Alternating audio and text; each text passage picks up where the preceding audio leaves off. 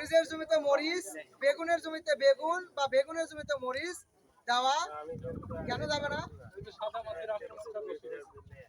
এই জায়গাতে যদি বেগুন না থাকতো মরিচে এত ভয়ঙ্কর পরিস্থিতি হতো না।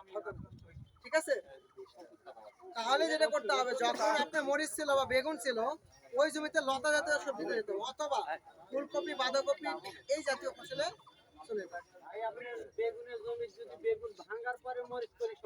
না, একই ব্যাপার।